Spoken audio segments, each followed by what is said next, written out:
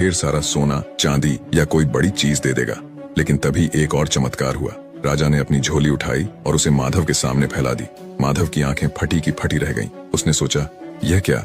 राजा मुझसे भीख मांग रहा है। राजा ने विनम्रता से कहा, भाई मुझ पर दया करो और मुझे कुछ भिक्षा दे दो। माधव को विश्वास नहीं हो रहा था। उसने सोचा, यह तो उल्टा हो गया, राजा मुझसे भीख मांग रहा है। लेकिन राजा ने उसकी ओर देखते हुए कहा, यह मेरे लिए बहुत महत्वपूर्ण है।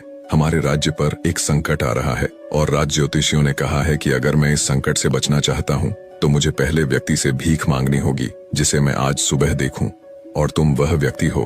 कृपया मुझे कुछ दान दो। अब माधव असमंजस में था। वह सोचने लगा, क्या मैं राजा को कुछ दे दूं? लेकिन मैं खुद तो एक भिखारी हूँ, मेरे पास तो खुद ही कुछ खास नहीं है। अगर मैंने राजा को कुछ दे दिया तो मेरे पास बचेगा क्या? काफी सोच विचार के बाद उसने अपनी झोली से एक छोटा सा अनाज का दाना निकाला और राजा की झोली में डाल दिया। राजा ने मुस्कुराते हुए सिर झुकाया और अपनी झोली बंद कर ली। फिर वह वापस अपने रथ की ओर चला गया। माधव ने देखा कि राजा तो बिना कुछ बोले चला गया, लेकिन उसके मन में खट्टापन था। वह सोचने लगा, क्या मैंने सही किया? राजा खुद भी तो इतना अमीर है, वह मुझे कुछ मूल्यवान दे सकता था। और मन ही मन राजा को बुरा भला कहने लगा। दिन भर माधव को बहुत भिक्षा मिली।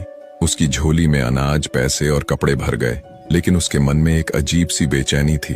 उसे राजा से मिलने का मौका मिला था और उसने उस मौके को व्यर्थ जाने दिया। शाम को जब वह घर पहुंचा, उसकी पत्नी ने उसकी ओर देखा और बोली, आज तो तुम्हारा नाम पूरे गांव में फैल गया है। लोग कह रहे हैं कि राजा ने तुमसे भीख मांगी। वाह, तुम कितने महान हो।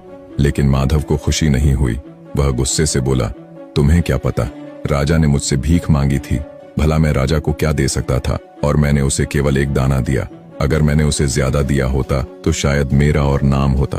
उसने अपनी झोली गुस्से में उठाई और उसे जमीन पर फेंक दिया। सारी चीजें जमीन पर बिखर गईं। जैसे ही अनाज जमीन पर गिरा, माधव की नजर एक चमकते हुए दाने पर पड़ी। यह वही दाना था जो उसने राजा को दिया था और अब वह सोने का बन चुका था। माधव यह देखकर हक्का बक्का रह गया। वह सोचने लगा, अगर मैंने राजा को सिर्फ एक दाना देकर सोने का दाना पाया है, तो अगर मैंने उसे ज्यादा दिया होता तो मेरा पूरा जीवन बदल सकता था। वह जमीन पर बैठ गया और रोने लगा। वह समझ चुका था कि उसने अपनी लालच के कारण एक बड़ा मौका खो दिया। यह कहानी एक बहुत महत्वपूर्ण सीख देती है। हमें अवसरों को पहचान कर बिना स्वार्थ के दान देना चाहिए। माधव की गलती यह थी कि उसने लालच और डर के कारण अपने पास मौजूद चीजों को बांटने से परहेज किया। अगर वह दिल खोलकर राजा को दान देता तो उसे बहुत बड़ा लाभ मिल सकता था। इस कहानी से यह संदेश मिलता है कि जब भी हमें कुछ देने का मौका मिले तो हमें निस्वार्थ भाव से देना चाहिए। यही दान हमें जीवन में असली सफलता और खुशी दिलाता है।